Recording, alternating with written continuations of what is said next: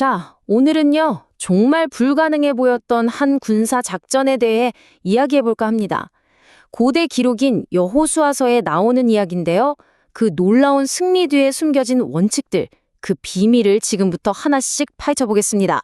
자, 우리의 분석은 바로 이 네 글자, 파족지세에서 시작합니다. 이게 원전에 나오는 표현을 그대로 가져온 건데, 이게 대체 무슨 뜻일까요? 궁금하시죠? 바로 이런 뜻입니다. 대나무를 쪼개는 기세. 한번 생각해 보세요. 대나무를 위에서 딱 쪼개면 그 다음부터는 그냥 쫙 하고 갈라지잖아요. 누구도 막을 수 없죠. 바로 그런 도저히 멈출 수 없는 강력한 힘을 의미하는 겁니다. 우리가 오늘 들여다볼 승리가 바로 이런 수준이었다는 거죠. 좋습니다.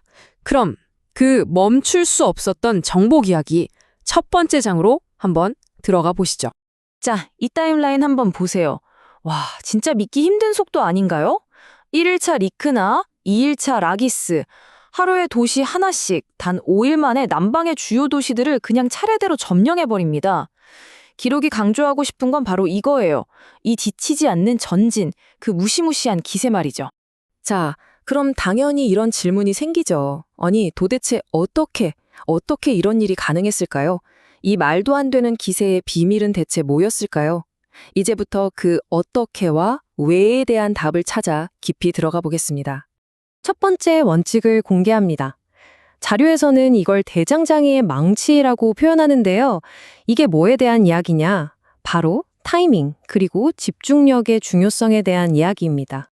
대장장이를 한번 떠올려 보세요. 쇠가 새빨갛게 달아올랐을 때 바로 그때 쳐야 원하는 모양을 만들 수 있잖아요. 기회가 왔을 때 바로 그 결정적인 순간에 모든 힘을 쏟아 부어야 한다는 거죠. 단 한순간의 망설임도 없이 말입니다.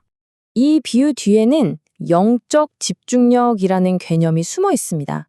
그러니까 신이 지금이야 하고 승리의 불씨를 딱 지폈을 때 그걸 놓치지 않고 끝까지 밀어붙이는 거죠. 어떤 영적인 게으름이나 지체함도 없이 말이에요. 그런 준비 상태와 집중력을 말하는 겁니다. 네, 이렇게 결정적인 순간을 포착하는 집중력, 이게 첫 번째 열쇠였습니다. 하지만 그것만으로는 이 어마어마한 승리를 다 설명할 수가 없어요. 자료는 이 기세를 계속 이어나가게 한 두 번째 원칙을 제시하는데 이게 훨씬 더 어렵고 어떻게 보면 좀 도전적인 내용입니다. 두 번째 원칙은 바로 정원사의 법칙입니다. 미리 말씀드리자면 이 부분은 받아들이기 꽤 힘든 내용일 수 있어요. 우리 한번 차분하게 들여다보도록 하죠. 이 이야기에서 아마 가장 이해하기 힘든 부분일 텐데요. 직접적으로 한번 다뤄보겠습니다. 바로 이 구절입니다. 호흡이 있는 자는 하나도 남기지 아니하고 다 진멸했다는 기록이죠. 솔직히 우리 현대인의 시각으로 보면 이건 정말 이해하기 힘든 잔인한 행위처럼 보일 수 있죠. 너무나 당연한 반응입니다. 하지만 이 자료는 전혀 다른 관점을 제시해요. 이것을 잔인함이 아니라 순수성을 위한 명령이라는 신학적인 틀로 해석하고 있는 겁니다. 아니, 왜 그렇게 해석을 할까요? 이 자료가 제시하는 논리는 이겁니다. 이게 그냥 파괴가 아니라는 거예요. 미래 세대의 영적인 건강을 위협할 수 있는 죄의 뿌리 그 자체를 완전히 도려내는 과정이었다는 거죠. 장기적인 순수성을 지키기 위한 일종의 극단적인 조치였다고 보는 겁니다. 자, 바로 이 정원사의 논리가 이 추상적인 개념을 아주 쉽게 설명해 줍니다. 한번 보세요. 아름다운 정원을 가꾸고 싶어요. 그런데 잡초 윗부분만 싹둑 잘라내면 소용없죠? 당연히 뿌리채 완전히 뽑아내야 합니다. 왜냐하면 아주 작은 뿌리 조각 하나만 남아있어도 그게 결국 다시 자라나서 정원 전체를 망쳐버릴 테니까요. 이 자료는 작은 타협이 결국 영원 전체를 무너뜨릴 수 있다는 강력한 경고를 하고 있는 겁니다. 자, 이제 이 분석의 클라이맥스로 가보겠습니다. 이 모든 승리를 가능하게 했던 궁극적인 비밀, 그 비밀 엔진이 무엇이었는지 드디어 밝혀질 시간입니다. 이 자료가 정말 중요하게 생각하는 다료가 하나 있습니다. 바로 단번에 이 모든 광대한 용토가 끊어지지 않고 단 한 번의 군사적전으로 정복되었다는 사실을 엄청나게 강조하는 거죠. 여러분, 한번 생각해 보세요. 이게 과연 인간의 힘으로 가능한 일일까요?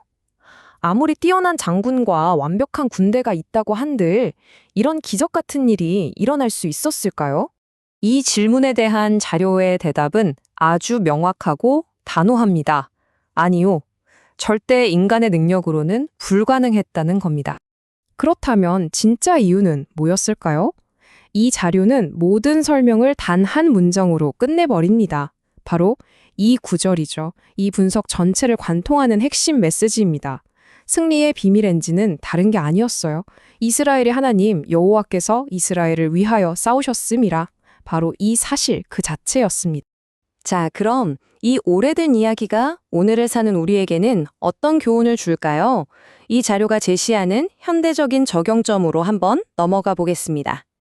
이 마지막 비유가 정말 마음에 와닿는데요. 한번 상상해 보세요. 눈앞에 거대한 산이 있습니다. 그리고 그 앞에 아주 작은 아이가 서 있어요. 혼자 힘으로는 도저히 오를 수 없겠죠? 바로 그때 아버지가 나타나서 아이를 번쩍 들어 등에 업습니다. 그리고 아이는 정상에 도착하죠. 처음부터 끝까지 아버지의 등에 업혀서 말입니다. 이 비유가 성공에 대한 두 가지 태도를 정말 극명하게 보여주죠.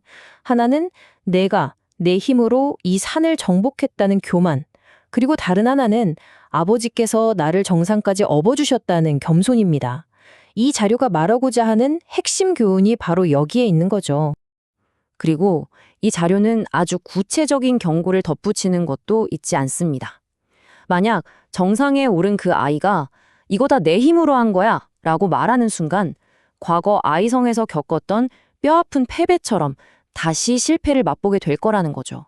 그래서 이 모든 분석은 마지막으로 우리 각자에게 이 하나의 질문을 던지는 것 같습니다.